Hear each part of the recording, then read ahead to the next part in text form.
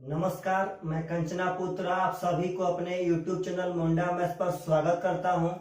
जैसे कि आप सभी आदमी को फिगर में दिख रहा होगा कि आपको निकालना क्या है कि इस सेमी सर्कल का क्षेत्रफल और इस चतुर्थांश के क्वाड्रेंट के क्षेत्रफल का अनुपात बता दीजिए क्या होगा।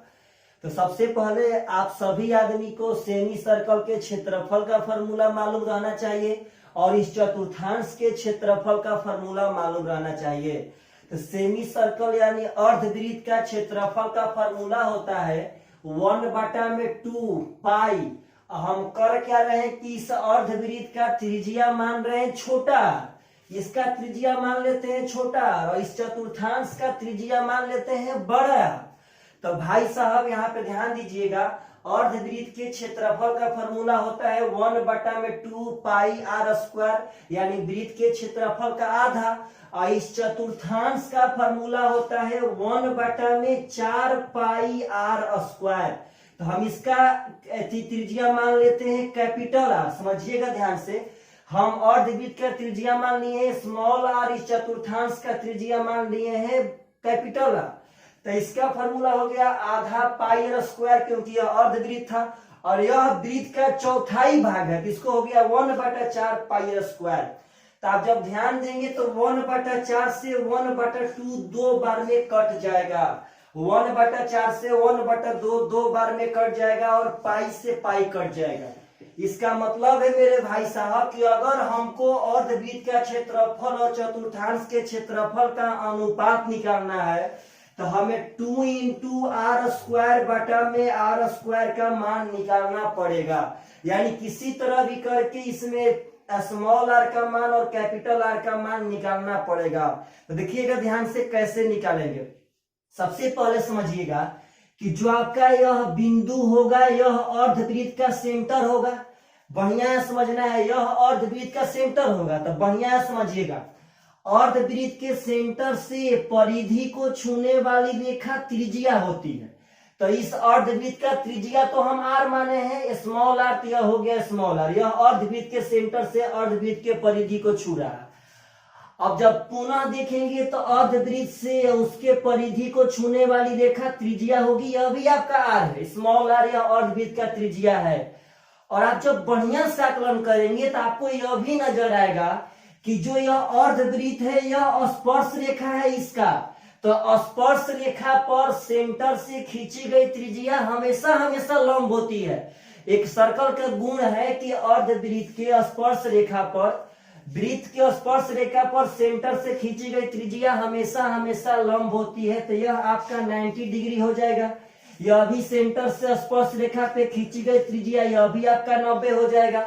और जब यह चतुर्थांश है तो यह 90 तो पहले से रहता है, क्योंकि चतुर्थ भाग चतुर्थांश में यह 90 पहले से ही रहता है।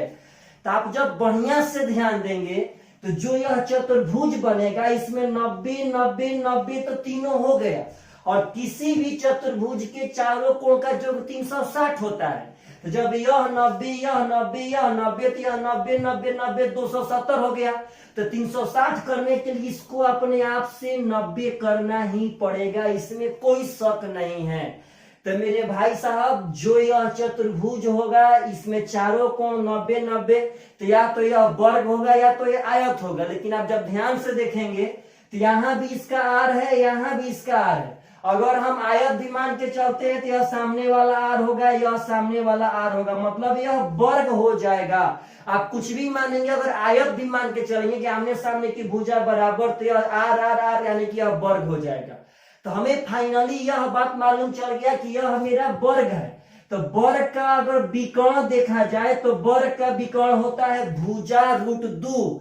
इस वर्ग का भुजा था यहाँ पे स्मॉल आर, तो यह विकर्ण हो जाएगा r√2। समझिएगा ध्यान से, यह आर आर आर आर वर्ग हो गया। इस वर्ग का हम यहाँ विकर्ण मालूम किए पार्टनर साहब। तो विकर्ण होता है वर्ग का भुजा √2, तो भुजा है आर, तो हो गया r√2। अब ध्यान से देखिएगा, यह सेंटर था चतुर्थांश का, यह भी एक सर्कल होता है जी। चतुर्थांश मतलब सर्कल का चौथाई भाग, तो यह सेंटर है चतुर्थांश का। तो सेंटर से परिधि को छूने वाली रेखा उसका त्रिज्या कहलाएगा। यह सेंटर से अगर यह परिधि को हम छुआ दिए तो यह त्रिज्या है, लेकिन किसका है? तो चतुर्थांश का। तो चतुर्थांश का त्रिज्या हम माने हैं कैपिटल आर, तो यह हो जाएगा कैपिटल आर, यानी कि हम इसका नाम देते हैं ओ ए बी। तो पार्टनर साहब समझिएगा, यहाँ पे ओ बी जो था r√2 हुआ था क्योंकि वह छोटका बड़का विकर्ण था। जो ओ ए है यह कैपिटल आर होगा क्योंकि यह चतुर्थांश का त्रिज्या है, सेंटर से परिधि को छू रहा है। और यहाँ देखिएगा, सेंटर से परिधि को छूने वाली रेखा यह अर्धवृत्त का पार्टनर साहब त्रिज्या है, तो यह स्मॉल आर हो जाएगा। तो हम साइड में निकाल लेते हैं, कहीं पे देखिएगा ध्यान से, यहीं पे निकाल लेते हैं।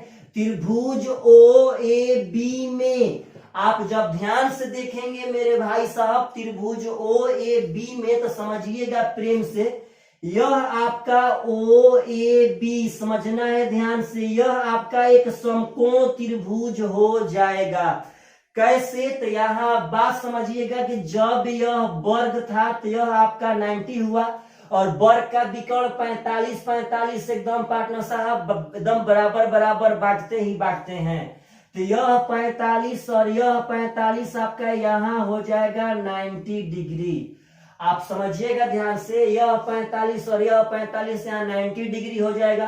तो यह इसके सामने वाला यह आपका कोण हो गया कैपिटल आर, तो कोण का स्क्वायर बराबर यह आपका लंब है स्मॉल आर स्क्वायर प्लस यह आधार हो जाएगा r√2 का होल स्क्वायर। बस यही कला था इसमें, और कुछ नहीं कला था भाई साहब। दिखेगा ध्यान से, यह 90 हुआ तो 90 के सामने आपका यह कोण हो गया कैपिटल आर, यह आपका आधार हो जाएगा, यह आपका लंब हो जाएगा। तो कोण स्क्वायर बराबर लंब स्क्वायर प्लस आधार स्क्वायर।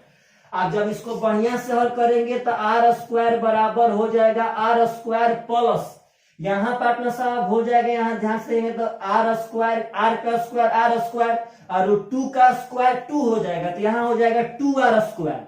इसका मतलब है कि 3r स्क्वायर बराबर हो जाएगा आर स्क्वायर। तो हमको चाहिए आर स्क्वायर बटा में कैपिटल आर स्क्वायर, तो यह आर स्क्वायर जो करते हैं बटा में कर देते हैं कैपिटल आर स्क्वायर, तो यहाँ 1 बच जाएगा, यह 3 इधर बटा में चल जाएगा।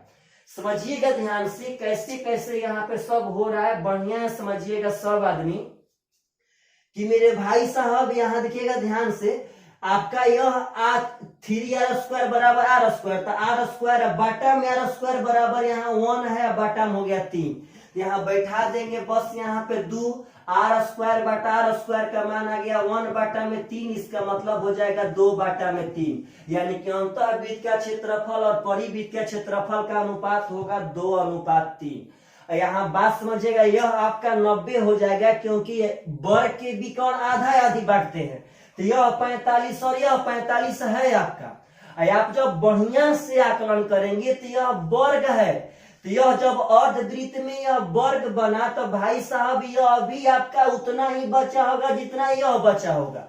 यह दोनों समरूप फिगर है, समांसम फिगर है, तो जब यह 90 हो गया तो आपका अभी भी 90 बचा होगा, तभी तो यहाँ पे 180 बनेगा, तो वह 90 में 45 ही बचेगा, इस बात को मत भूलिएगा।